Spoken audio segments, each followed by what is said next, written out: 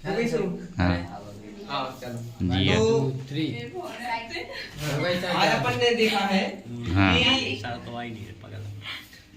प्रत्यावर्ती धारा जनित का कहला जो प्रत्यावर्ती धारा जनित से ध्यान सुनना। तो बाह्य उपकरण जो यांत्रिक ऊर्जा को काय में विद्युत यांत्रिक प्रत्यावर्ती धारा। प्रत्यावर्ती धारा में। तो बाह्य उपकरण जो यांत्रिक ऊर्जा को काय में प्रत्यावर्ती धारा मतलब धारा की दिशा जब ऐसी, ये क्या कहलाती प्रत्यावर्ती धारा। और धारा की दिशा जब बिल्कुल सीधी हुई कहलाती है डेष्ट धारा। तो बाह्य उपकरण जो यांत्रिक ऊर्जा को प्रत्यावर्ती धारा में परिवर्तित कर देता है उसको हम प्रत्यावर्ती धारा जनित्र या प्रत्यावर्ती धारा डायनेमो कहते हैं।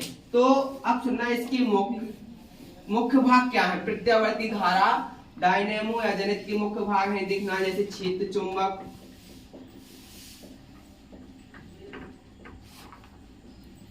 आर्मेचर,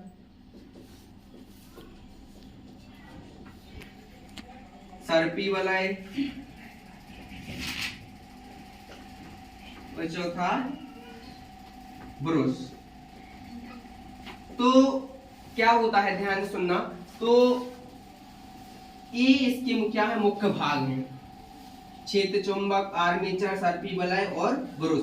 तो अब इनके हम सभी के बारे में देखेंगे। क्षेत्र चुंबक क्या कहलाता है, जो आपको इसमें डायग्राम में दिख रहा होगा क्षेत्र चुंबक एन, और इसमें क्षेत्र चुंबक जो इसके दो भाग है, जो मतलब इसके बीच में एक चुंबक लगी रहती है एन और एस।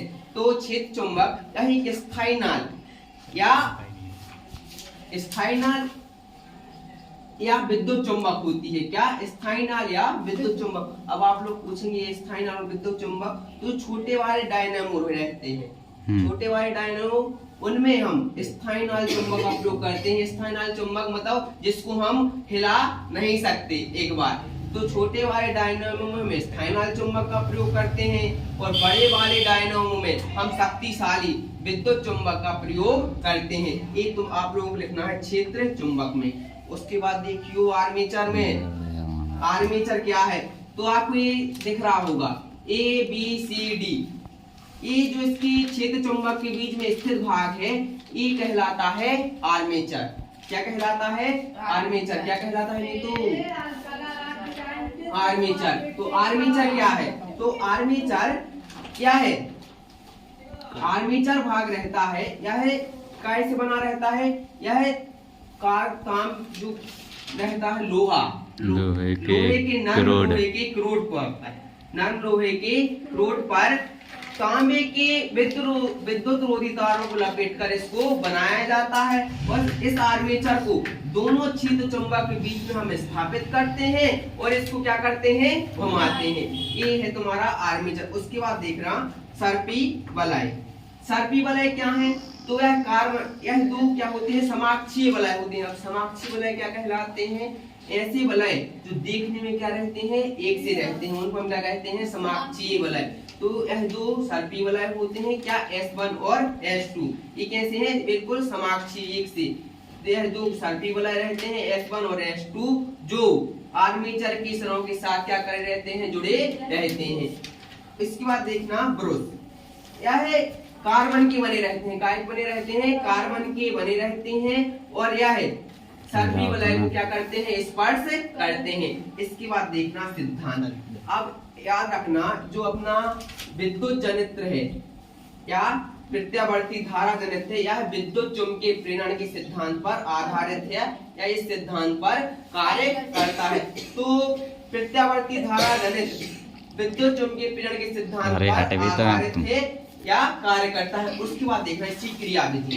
ये ध्यान सुनना सभी लोग, इसकी क्रियाविधि क्या है।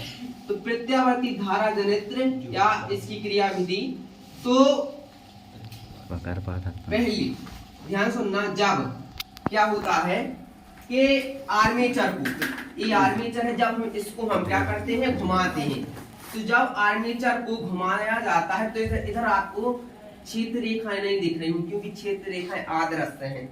जिस प्रकार हम वायु को नहीं देख सकते हैं उसी प्रकार हम इन क्षेत्र रेखाओं को देख नहीं सकते हैं क्योंकि यह क्या है अदृश्य। तो जब हम इसको घुमाते हैं, तो जिस प्रकार बाहुबली पिक्चर में कैसे गोपाल क्या होता है, बाहुबली पिक्चर में क्या है, भल्लाल देव का रथ शत्रुओं को काटता जाता है, उसी प्रकार यह क्षेत्र रेखाएं क्या करती हैं, यह आर्मेचर इन क्षेत्र रेखाओं को क्या करता है, काटता है। तो ध्यान सुनना, जब आर्मेचर को घुमाया जाता है तो यह क्षेत्र रेखाओं को क्या करता है, काटता है। तो जिससे जैसी क्षेत्र रेखाएं कटेंगी तो तुरंत उससे जो जुड़ा है क्या, चुंबकीय फ्लक्स, तो चुंबकीय फ्लक्स के मान में क्या हो जाएगा, परिवर्तन हो जाएगा। तो उससे बाद चुंबकीय फ्लक्स के मान में परिवर्तन हो जाएगा। जैसे ही चुंबकीय फ्लक्स के मान में परिवर्तन हुआ तुरंत उसमें से प्रेरित धारा क्या हो जाएगी, उत्पन्न हो जाती है। तो उसमें से प्रेरित धारा क्या हो जाती है,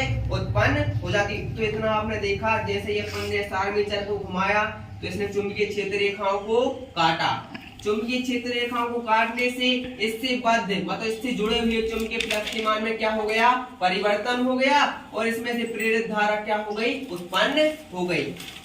इसके बाद क्या होता है, जैसे इसमें प्रेरित धारा उत्पन्न हो जाती है, इस प्रेरित धारा की दिशा हम फ्लेमिंग के दाएं हाथ के नियम के द्वारा ज्ञात कर सकते हैं। अब इस आर्मेचर को हम वामावर्त दिशा, वामावर्त आपको दो दिशा याद रखना, एक रहती है दक्षिणावर्त, दक्षिणावर्त क्या कहलाती है, जब हम जो दक्षिणावर्त हम कहते हैं क्लॉकवाइज, क्लॉकवाइज मतलब जब हम घड़ी की दिशा में चलते, जिस दिशा में घड़ी की सुई घूमती है उसको हम कहते हैं दक्षिणावर्त दिशा, और जब हम घड़ी की सुई की विपरीत दिशा में जाते हैं उसको कहते हैं वामावर्त दिशा।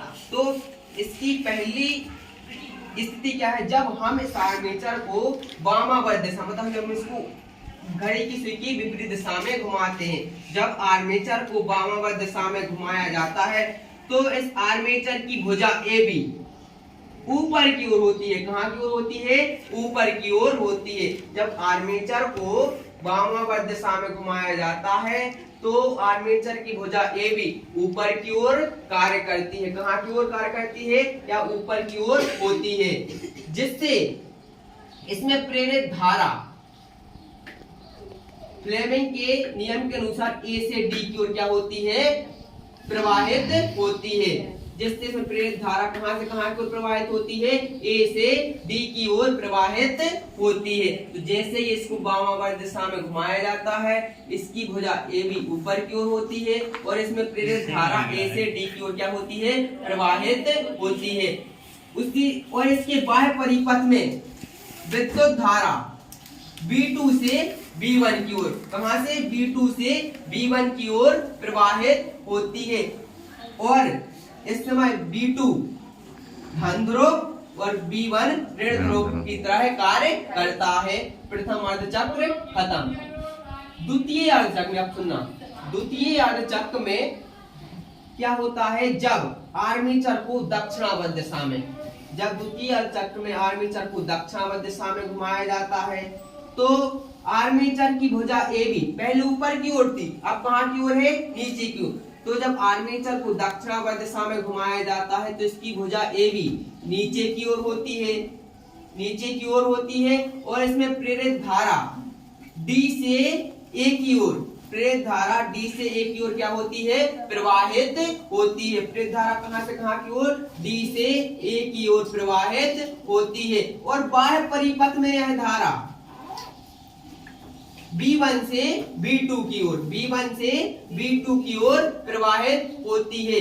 इस समय B1 धन ध्रुव और B2 ऋण ध्रुव की तरह कार्य करता है। आगे निरंतर यही क्रिया चलती रहती है। फिर से आर्मेचर को वामावर्त दिशा में घुमाया जाता है और भुजा ऊपर की ओर कार्य करती है, तो निरंतर यही क्रिया चलती रहती है।